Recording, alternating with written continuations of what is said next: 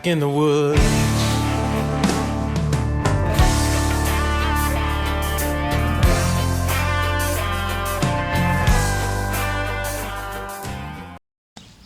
Morning guys, Dave Canterbury with Pathfinder School.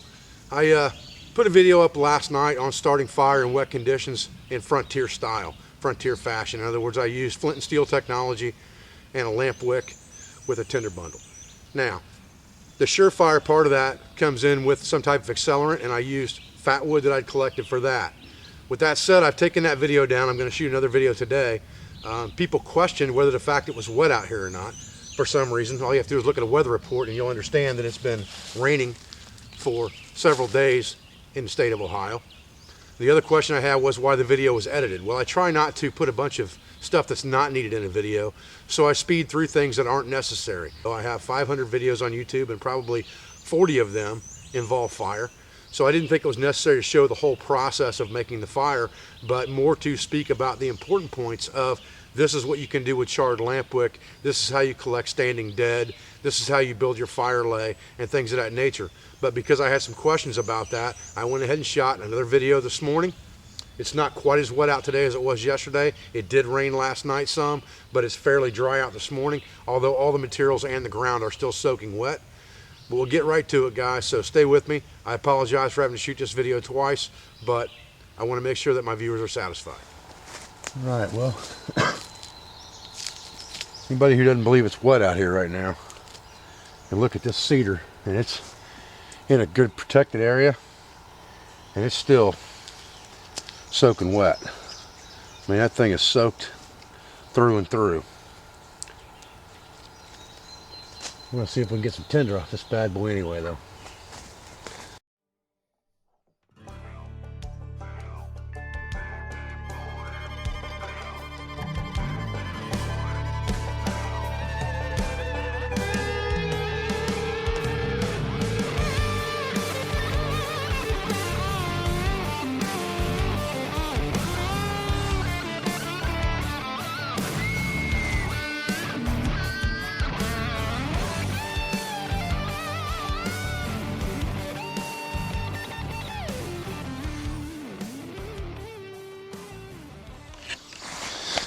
Here again, for those of you who have questions about how wet or damp it is out here, I'm just be more than happy to show you how soaking wet everything is out here.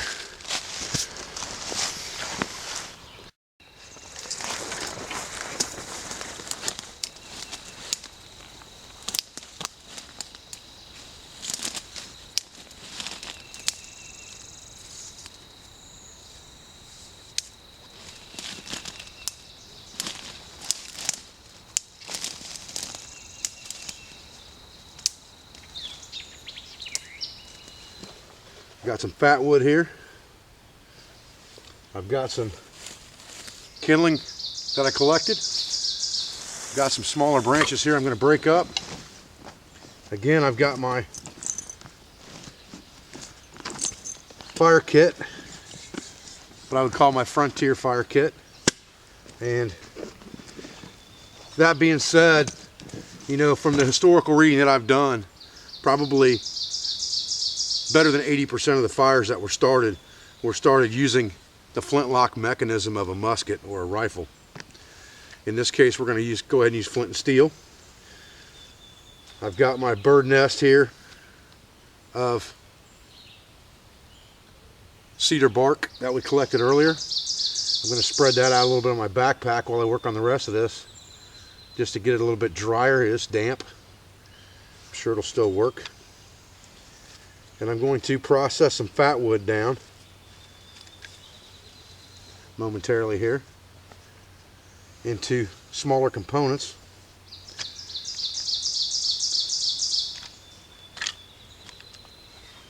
With my knife, and then we're going to get started.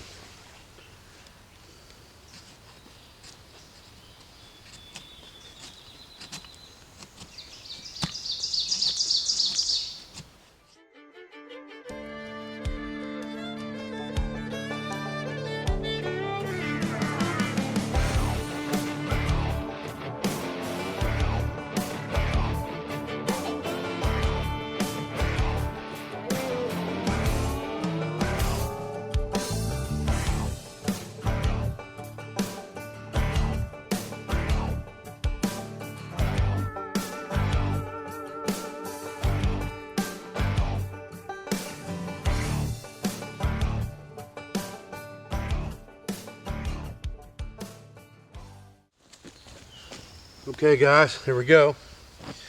First thing we need is our flint and steel.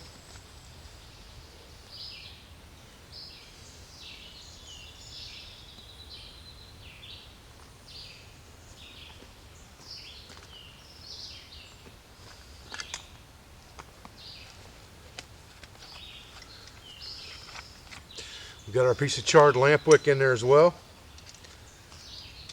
Flint and steel kit. I keep my piece of charred lamp wick in just a Ziploc type envelope here. And you can see it's charred on the end, and that should allow it to catch a spark very easily. Now, again, the ground is wet right here. No big deal. I'm going to go ahead and just put this pile of sticks in front. I'll put it off to the side a little bit here so you guys can see what I got going on. Then I'm going to take my bundle of tinder, and that's what I'm going to use to build my teepee with.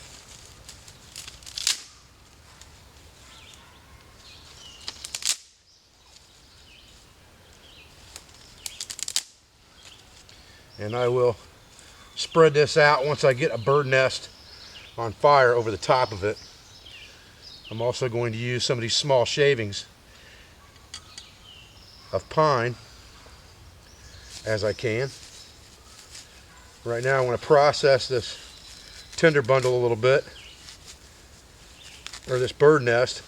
I've got some stuff that was in my pack that's fairly dry, but I also have all that cedar bark that I collected this morning that is fairly wet. So it's going to take a combination of all of that probably to accomplish a fire in damp conditions. Like I said, it is not raining now, but everything out here is soaking wet. I'm going to leave that in my pan right now to keep it off the ground.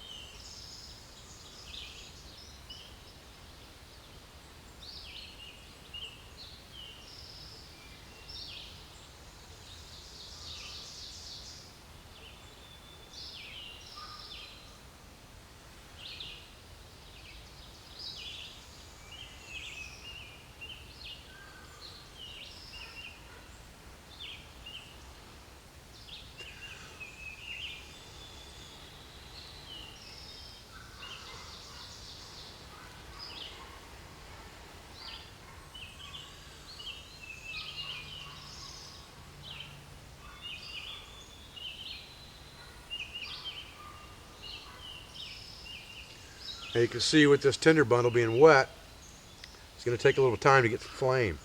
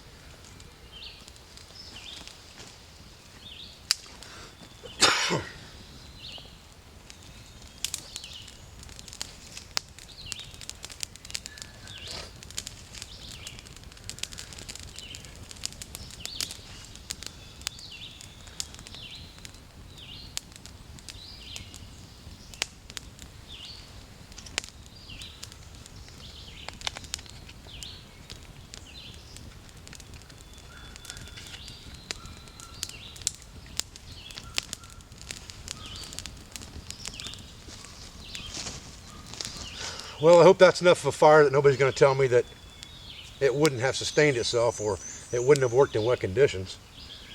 Pretty wet out here. I don't mind doing things twice. It doesn't bother me a bit. But generally speaking, I'm pretty good at starting fire. I try not to draw videos out for you guys. I try to get the important points in and leave the other stuff out. But we went ahead and shot the whole thing right here. I probably will not put back in the collecting of the standing dead and things like that. We talked about it. I hope you guys understand that. Flint and steel, piece of charred lamp wick would have been a good way to start a frontier type fire in wet conditions, as long as you have some type of combustible tinder. Collect yourself some standing dead, get it ready. Weed tops and things like that are standing in fields are always a good bet, because they're going to be up in the breeze, they're going to dry faster, and they're going to be hollow and pithy, so they'll catch fire quickly. I thank you for watching this video. I thank you for your support. I thank you for everything you do for me and for my family. I appreciate all the time that you take to watch my videos, and the comments as well, because they only make me better and better at what I do. So with that said, I'm Dave Canterbury at the Pathfinder School. I'll be back with another video as soon as I can.